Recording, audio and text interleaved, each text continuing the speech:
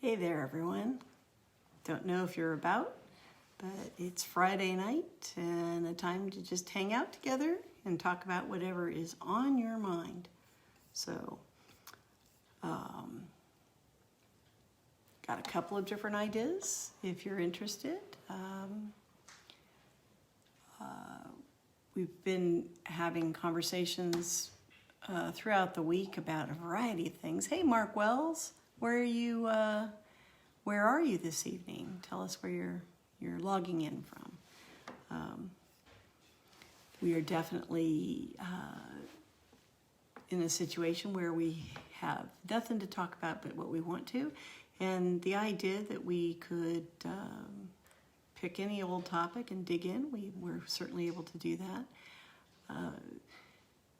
I guess this evening, if you're up and about and don't have something on your mind, one of the things that's come up this week quite a bit is the concept of self-help. Reading books with the idea of improving ourselves. Reading books other than the Bible. But yeah, the idea that you would be looking specifically to change a behavior or a habit, or maybe looking into the idea of developing a skill or an ability, something along those lines. Dallas, Texas, awesome. We were in Texas over Christmas time, my husband and I. He has family that lives there, so hello to Texas. If you are interested in talking about things that you think are worthy of reading a book, or the idea of gleaning ways to improve, jump right into the chat room this evening and let's have a conversation.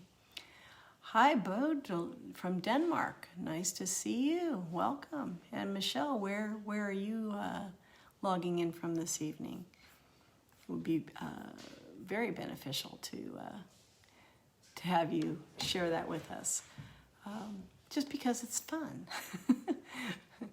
As you can see from the darkness out the windows behind me, of course it's evening here, late evening in the Nashville time. And if you could see out those windows, you'd see trees, and if I stood up, you'd see a river, because there's a river behind me back there. But yeah, it's a very nice view during the daytime. And in the evening, it's just plain old dark. Hi, Chad. Welcome. And where are you logging in from tonight? In North Carolina, Michelle. How are things there in North Carolina? And Bo and Mark, a couple of things. I noticed that some big things going on with our COVID situation, which affects all of us. There are many states here in the United States that are lifting certain requirements that, with regards to the numbers of people who can meet, and our National Baseball League has opened up its venues to 28% participation for a live audience. So baseball has begun again in the United States. But I also read from friends that several places have noticed that they're having spikes and they're feeling afraid and not wanting to get back out into normal life, whatever that would be, places where you're outside with other people. So, Michelle, share with us if you're willing about that. I'm gonna just take 1 second here and go into my page here on my computer so I can see additional comments. And Michael, greetings from the USA. Well, that's all 50 states. Not so very specific. Sadly, that's sort of a global thing. Hi, Randall. Good evening. We're sitting around telling people where we're from, and we're also talking a little bit about COVID restrictions and the idea that there would be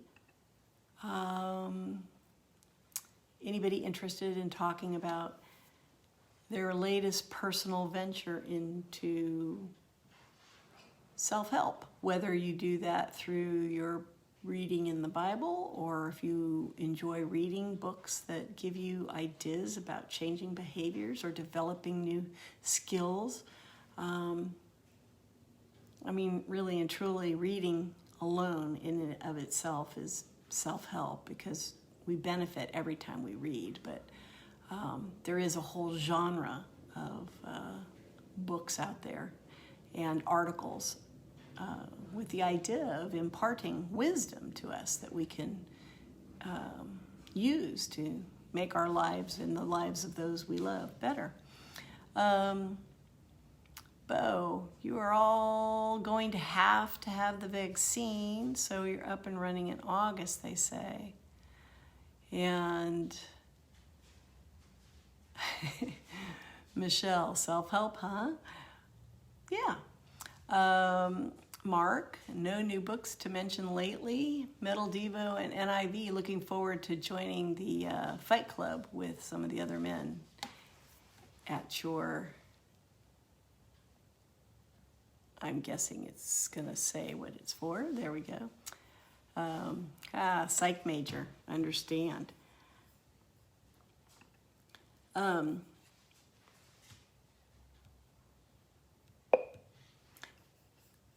Psych major doesn't preclude one from having comments on improving. Not at all, in fact. So, if indeed you've ever read a book with the idea of learning something, you know, there's all the dummy books out there. Computers for dummies, iPhones for dummies. There are a number of ways, 30 days to learn to read the Bible. And then how to get skinnier, how to build muscle, how to learn to overcome anger, how to talk with people when you're an introvert, how to learn to listen better. There's no shortage of ideas and ways for us to reach out and find a book that might help us with some sort of thing. It's something that we seem as humans to have a great desire to do, impart our wisdom, and almost like taking a pill to change something, we would read a book and get some information and be able to make some enormous change in our lives, a significant change in our lives in an area where we feel like that change is necessary. And I am not suggesting that there's anything you need other than the Word to do that.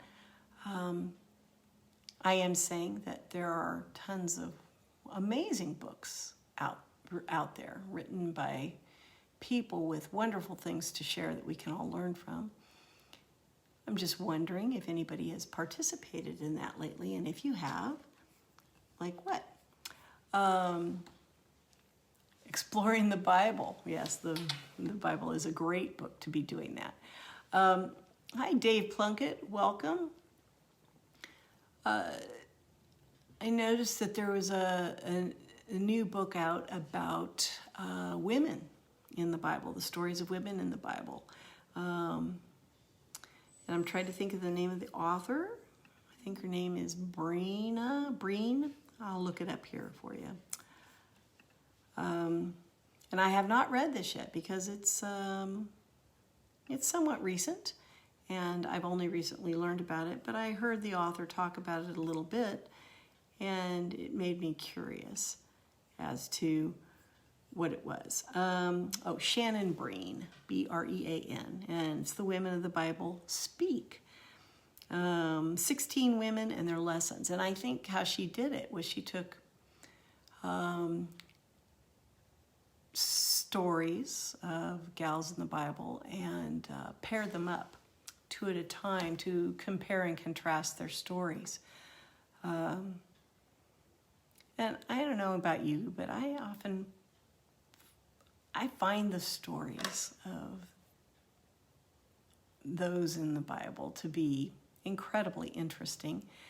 And especially when you learn about the culture at the time and do some a deeper understanding of what the actual time frame and the lifestyle at that time, the influence that might have had on somebody's life, it really can change the dynamics of the story.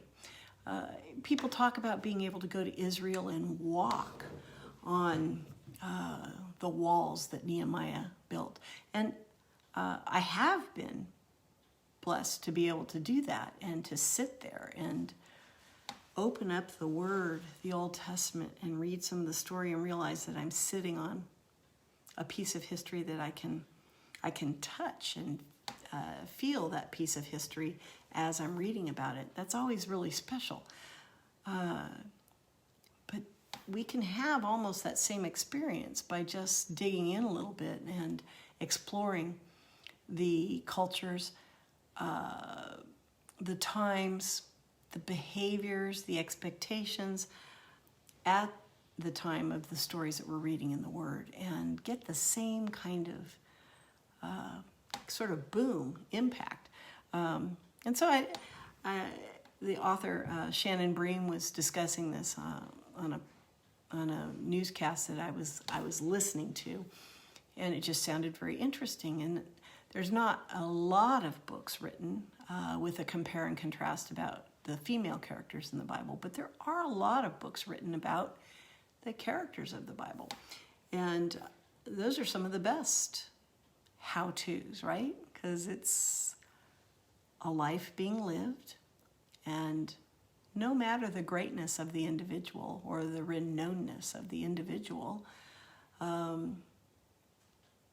they go through peaks and valleys, just like you and me. They make good and poor choices, just like you and me. And they live a life, just like you and me. Some of the stories described in the Bible have to do with a single incident, an old woman giving her last cent. That's not a person that's going to be famous or infamous or renowned, except that they're in a Bible story, and yet the influence of that person making that choice, and probably all the other choices they made around that, to put people first, to sacrifice willingly, to give of themselves as they felt they could or as they felt God was directing. That's us. We may not be written about, but our choices, our daily choices, our hourly choices to love each other, to give to another, to sacrifice as needed, to listen to God and obey Him and do for others or ourselves as we are directed. These are lives worth writing about. And indeed, what we do with ourselves and with each other impacts all those around us. And you never know the far-reaching aspect of that impact, because one of the people you impact could impact millions. You never know. So your smallest choice is big. Your most loving moment is big. Your mistakes, they are what other people have done, and they're overcomable. Completely doable. So, Via Dolorosa. Yes, Bo, exactly. Hey, Stetson, welcome this evening. We were having a little short conversation about COVID restrictions and what people are experiencing, if they want to talk about that and share. The other thing we're talking about is the idea of reading books or articles that we read for the purpose of improving ourselves. And of course, the Bible's been mentioned a few times tonight, and always a great choice. But there are lots of shares out there, things to be read. And since we have people from different countries, what might be interesting or available to somebody in Denmark or Norway would possibly be available in languages that others could read in, but still of interest. We're always looking to better ourselves. When we spend time in prayer with the Lord, we're looking to better ourselves. We are looking to maybe lift up others. We are looking for solutions. But in that very aspect of spending time with the Lord, we are attempting to improve ourselves, to walk closer to Him, to have Him alongside us, and to be vulnerable and to accept help and to look for help. The idea that we can do that in a variety of ways. I don't think we really think about it in that fashion very often. Sometimes we just spend time reading the Word for spiritual inspiration, but that very thing is indeed, hopefully, improving ourselves. Maybe adjusting our thinking, adjusting the dynamics of our perspective, changing a way we might approach something, inspiring us to reach out to others. Bo, you say that poor people are more likely to give than rich. They know what it means to be in need. That is possibly true. I know some very wealthy people who are supremely generous. Supremely generous. And who have been bereft, who have been without anything at points in their life. But I do know my own father grew up poor. You would have not known that about him, I don't think. He taught school for all of my growing up years, and in my mind, he was wealthy and generous. Of course, as an adult, I came to know we weren't wealthy, not even close, but he was generous always. And he did know what it meant to have discretionary income that didn't need to go to pay a bill or to provide for food or a specific need. And he was gracious about that with other people.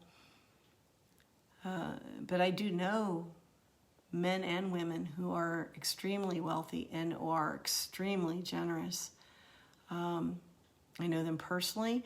And also here in the homeless ministry, we've had several people that have been extraordinarily generous. And they're only able to do that because they have extraordinary wealth. So I do believe that when we live close to our means, or where we're living within our means and our means is not much, we do understand and feel the thin line that there is between having enough and not having enough. And that does, it keeps us real, it keeps us honest, and we understand that a little can go a long way. A small sacrifice can mean everything. And if you're talking about that kind of giving, you're right. Those who have not much can be very, very generous.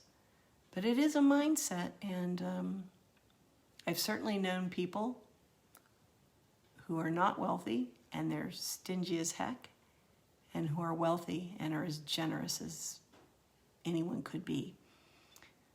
So how do we pick up that mindset? And I think that's modeled to us, of course, when we're growing up. Some people are blessed to learn that less is still a lot and are able to give willingly everything that they have. It's such a blessing. Michael, the success of self-improvement, I think, depends a lot on a person's willingness to self-reflect and be open to change. Yes, that's absolutely true.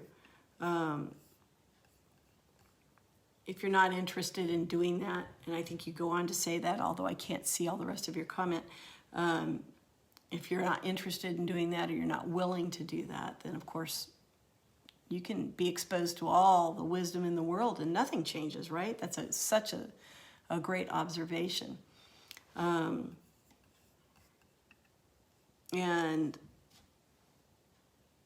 oh, great, you listed a couple of books here too, a couple of authors. And I don't know if I'll say these correctly, probably not, because they're in a different language, but in English, the way they're spelled, it would be Habermas and Luhmann's books. And thank you for sharing that. We can definitely look those up, and if you have any titles in particular that you think are important, that'd be great. But they have even debated, right, at some point in time. And I know one of them has had a book translated into English, but I'm not sure about all of them.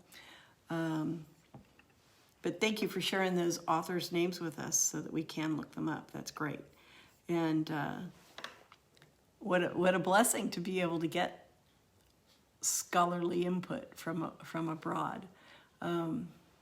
Really, you cannot know. We are not exposed here in the States to a lot of authors from abroad. You would have to decide to take a class in European literature or European philosophy to get that kind of exposure. So thank you for bringing that to the table for us. It's a real treat, and we really appreciate it. Yes, they are German guys.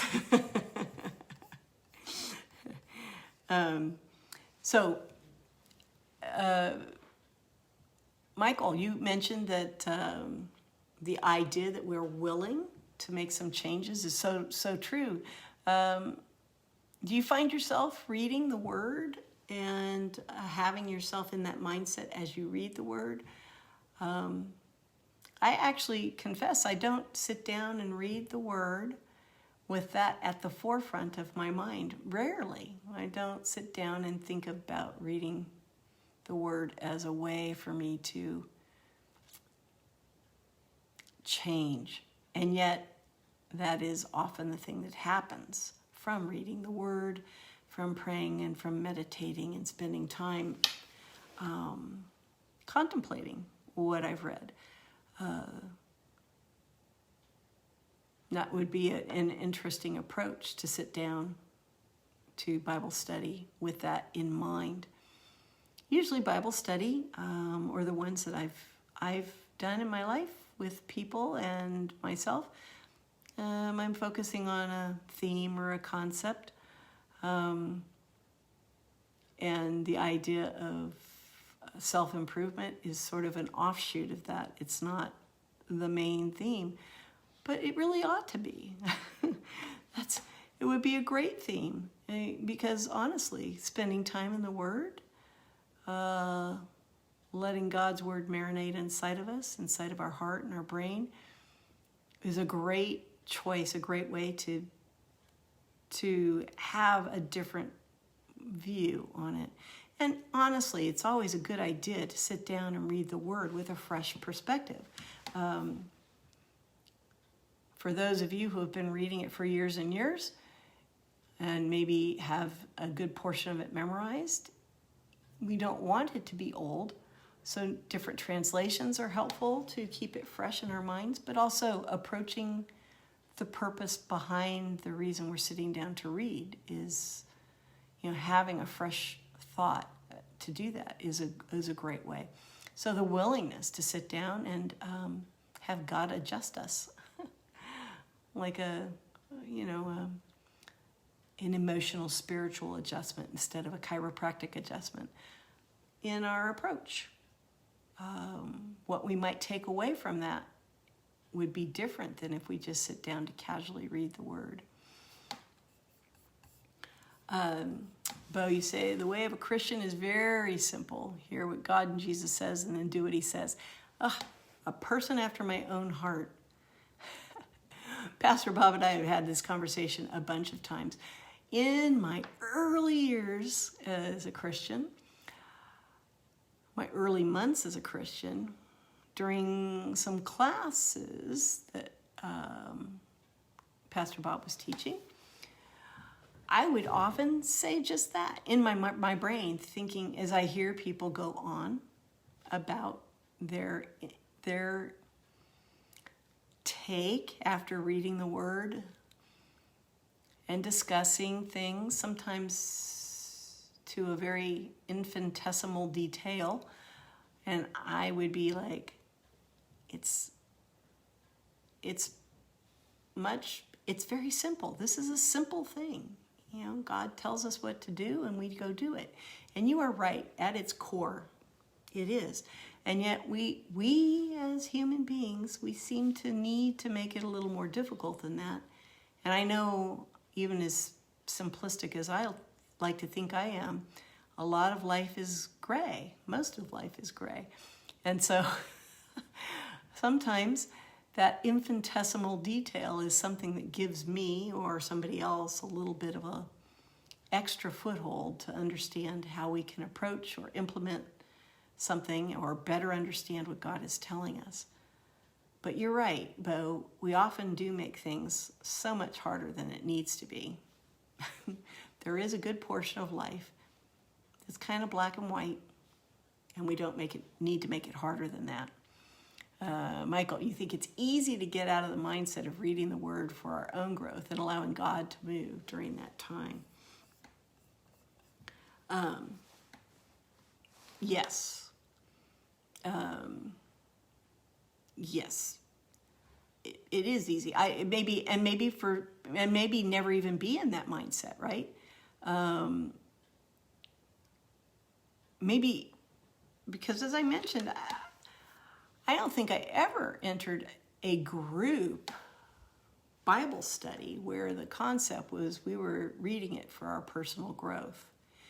Of course, even though we're reading it for a theme and a study, the result, if we're willing, is that we're going to have personal growth from that. But it wasn't something that was addressed right off the bat. And I do think that you're right. It would, entering into any time with each other and in a study, the first prayer out of our mouth, that we have an open mind, an open heart, and that we are changed in the way God would have us change. First and foremost, The application should be for us personally. We should not be reading it, certainly, for the idea of improving others. But being among a body of people with different giftings can help us, as we discuss what we're reading, to be able to have a perspective we might not have had by ourselves, and help us to have growth in ways that we wouldn't have done all by ourselves. So there is that benefit of doing a fellowship study, not so that you could have those people improve themselves, but so that you could benefit from what they bring to the table. Their wisdom, their knowledge that is going to be unique because God created them uniquely, and their giftings and how those would balance you or me in a way that's different than we could experience by ourselves. It's really important, I think, to spend time thinking that way. Do you prefer to study the Word by yourself, or do you prefer to spend time studying the Word in a fellowship with other Christians? Do you like to study it in a formal type of setting where everybody has read and done homework during the week and they come together to discuss it? Or do you prefer a more spontaneous approach? You just gather together with some people and start digging in. And if you do have a preference, why is your preference your preference? What makes that special for you? I like to spend my time when I'm doing reading on my own without a theme. Then I'm talking about personal time in the Word for spiritual growth. I'm not talking about preparing for a class or preparing to teach, because obviously that requires having a theme and an outline. But just for personal prayer time, I really just like to sit down and let the Lord lead me, or let myself be led by the Lord as best I can, and hopefully I don't influence it more than I allow Him to do that for me. But I sure love to sit down and get with people, theme or not, and just dig into something that's interesting to all of us.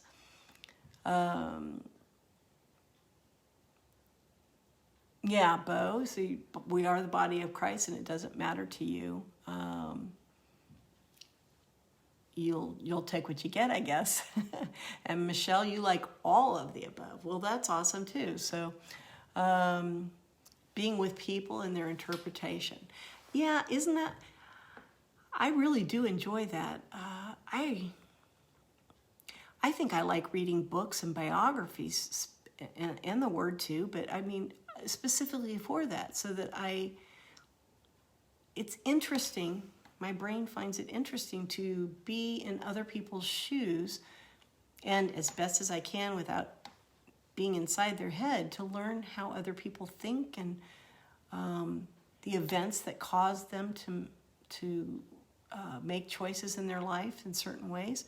And long before I read the Bible, because I didn't become a Christian until the ripe old age of 37, but I always enjoyed reading biographies and autobiographies of people. Fascinating to me. And I love meeting people and hearing their stories. So the Bible is just a biography of a whole bunch of stuff and a whole bunch of people. A great history lesson and a great way to absorb information through other people's eyes. Reading it, there's a couple of versions out there where they put it in chronological order, so it's not in the traditional order that we've learned the books, but everything as it happens. And that's kind of a fascinating way to read through it, to really sort of get not only a good timeline established, but you can then begin to understand some of the mindset of individuals as their stories unfold. And that's a great way to do it. If you've never read the Bible chronologically, you can just find online, I'm sure, a chronological syllabus, and you can just read your own Bible in that order. But it's a different way to do it, and you will come away from it with a different set of information than you've done before. Michael, you say, for self-growth, I prefer to study alone. It's me and God time. And for learning facts, you like the group study. I do too. But I do find that the chronological reading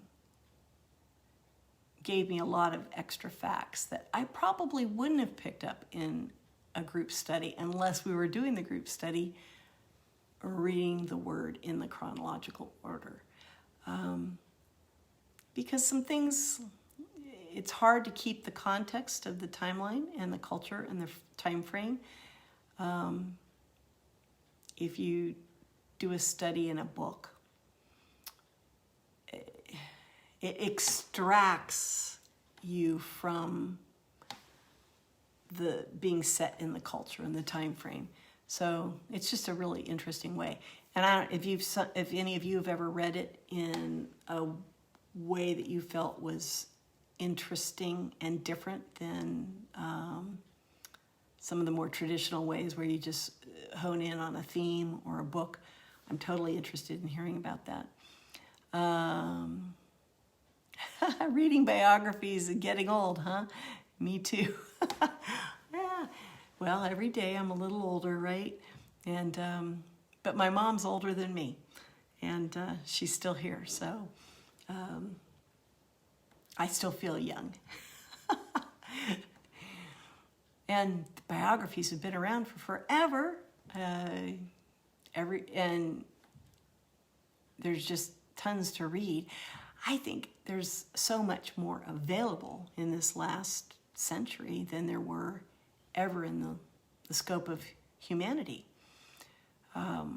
Between self-publishing and digital media,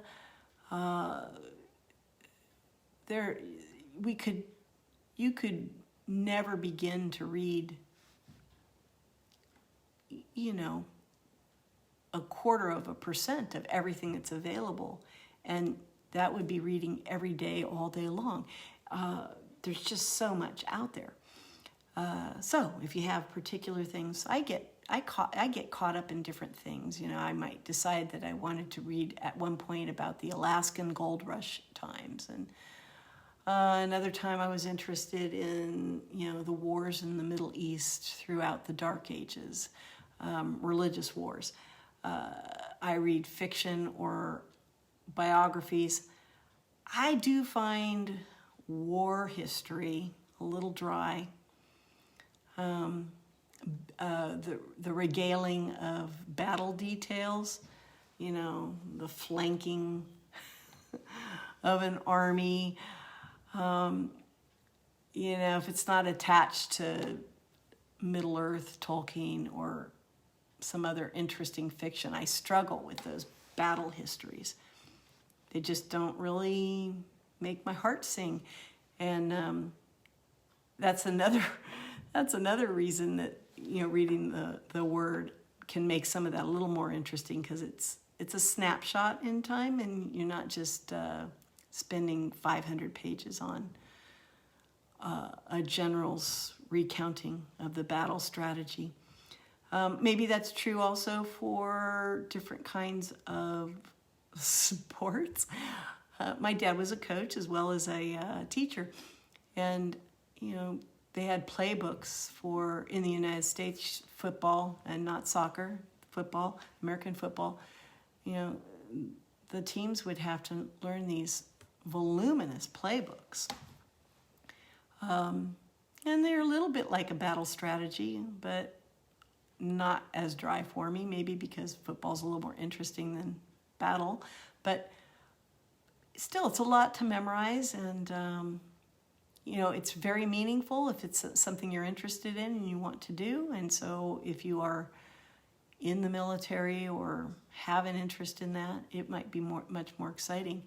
And there's so many different kinds. There's land battles and naval battles and, from the sky, planes, and there's a lot of different approaches. But all that to say, there's infinite numbers of individuals who've had something to share. So there's no shortage of us being able to find something that we could embrace and lose ourselves in. I really like historical fiction a lot because it does involve a drama and a story and characters and character development that makes it interesting because people are interesting to me. Thus, the interest in biography and history. So that's something I like to read. But I read a lot of stuff. I just have a lot of interests, and I enjoy reading. So it's never a dull moment for the old reading thing. Anybody got any suggestions about favorite reads? Doesn't have to be Bible study reads. Favorite reads. And it could be anything. Philosophy, history, crafts, music. Sometimes people pop in here and they're into graphic novels. Just something that's interesting. Sometimes people love to read magazines, journals, and of course now there's online magazines, thousands of them. And so there's never a shortage of things to read, but if you've got a favorite thing that keeps you interested, that you find yourself going back to over and over again, please feel free to share it with us, because we're always looking for something new to take a look at. And you never know when you might share your passion and find somebody else that's going to be able to get as excited about it as you. So, biographies and history are just some of those things. What do you spend some of your free time doing if you're not reading? With so many people being home more lately, a lot of people have developed some interesting hobbies at home. Bo, you say that in Europe you have a lot of kings and queens, and in short, the history tells. Yes, you do. And I've read the history of a couple of countries. Yeah, it's hard. They go back for centuries. In England was easiest for me to work with because the history's in English. But German royalty, and then there's an interesting royalty if you start from the Vikings and move forward. It's a different kind of royalty, and eventually evolves into the kings and queens as we sort of think of them now. But there were, kings living shoulder to shoulder with the people that they were king of, and a very interesting set of history. So, there's a lot of availability with that. If you do enjoy that, now with the History Channel and a variety of other online streaming things, there is a ton of documentary and movie shorts that have all kinds of information in that way. And that's true too for Bible stories. People have taken time over the last 20, 30 years and really, and especially the last 10, have really developed some pieces that are worth seeing. I think I'll put together a list of some of that and share it. I can't do it in the short time we have left, but I'll put together a list and pop in live here next week, during the week sometime, and share some of that, because I learned these things from you guys and other people, and it just seems fair to pour back into it. And I'm totally interested in what is available elsewhere. You know, we all have such narrow places to glean information anymore unless we're in touch with people from outside our daily sphere of life. So, Harald Bluetooth, yes.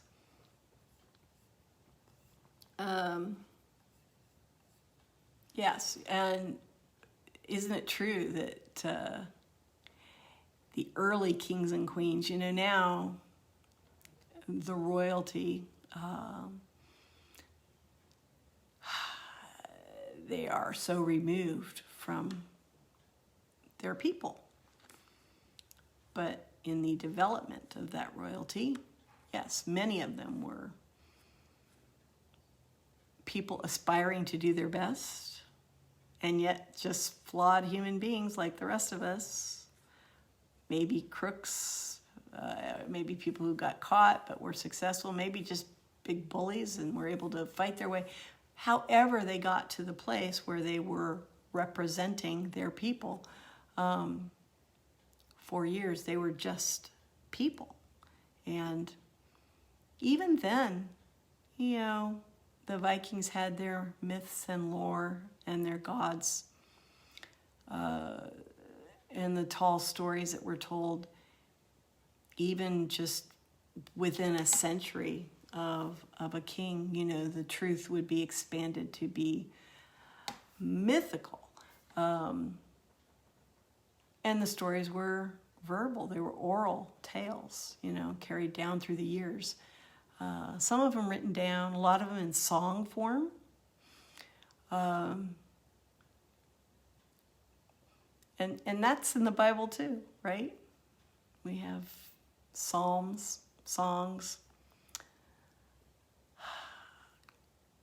stories that were told, inscribed carefully over and over again, so that we could all benefit by having that information later on. Completely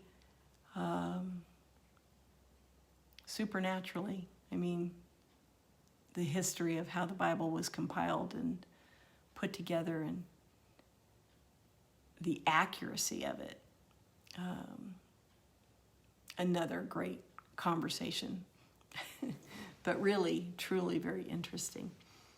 So we're closing in here on the end of our hour.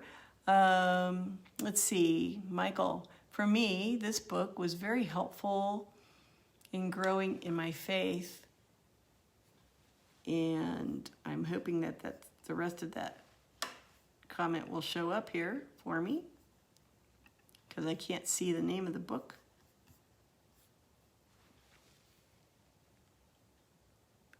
But it should pop up here shortly. And I will be able to see it once I'm not chatting with you anymore, which is an aggravation of great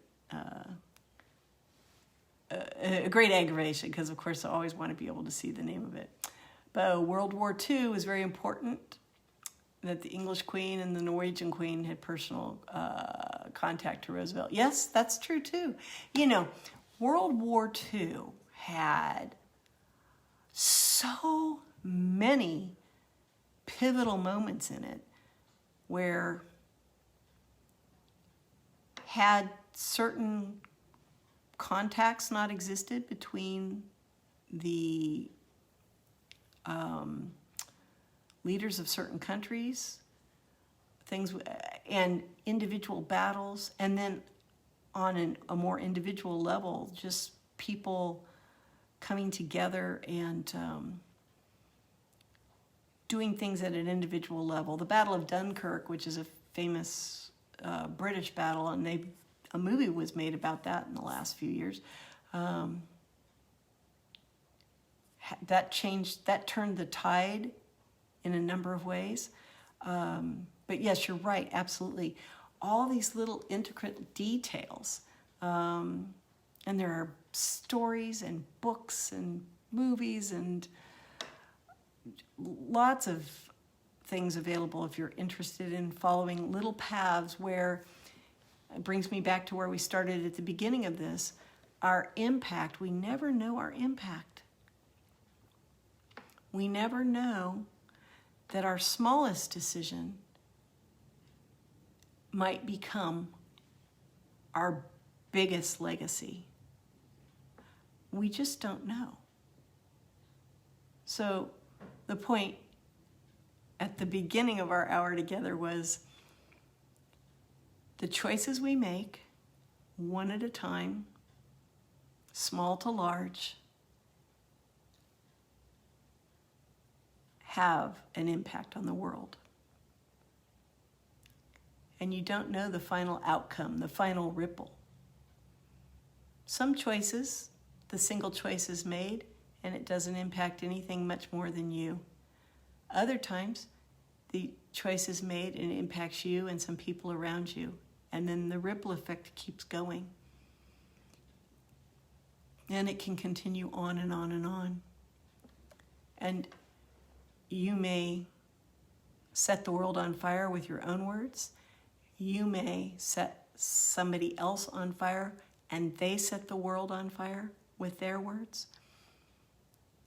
You may inhibit a calamity because of making a good moral choice or because you chose to pray for somebody. You just don't know. So it's fascinating and inspirational to read the Word and see what people have done throughout time, to read biographies and histories, and to just enjoy life. And be present in the moment. So that as you move forward, your moments will ripple forward in a way that you would like them to be remembered. So that your legacy, whatever it will be, is what God would have wanted. So make your choices accordingly. And I'm hoping here that I'll be able to see here. Oh, yes, Michael. The Cure. What if God isn't who you think he is, and neither are you? By John Lynch, Bruce McNichol, and Bill Thrall. I have not read that, so guess what I'm going to be digging into. Thank you for the referral. Well, it's been a pleasure sitting around with you guys this evening. And, live chat is here. We come with no agenda. It's to just chat about whatever you want to. And you should always feel free to insert ideas. And so glad for the referrals tonight and the participation. Every one of you is such a blessing. Thank you so much. And just say a little prayer here and say goodbye for our time together. And Bo, you love the mindset that says God love you and you matter. It makes it much more easy to love your neighbor. Absolutely true. Thank you. So, Father, just thank you so much for our time here together tonight and for the wonderful sharing that we've had, some great referrals for articles and books and discussion about history and those who have impacted history, and the reminder that each one of us is doing the same thing right now. We're walking, we're breathing, we're talking, we're living, and we have impact and influence on our environment and those who surround us. And Lord, just help us to be impactful in a way that you want us to be impactful. Help us to grow, to reflect you, to become less of us and more of you. We ask this in your name. God bless you guys. Have a great week. Bye.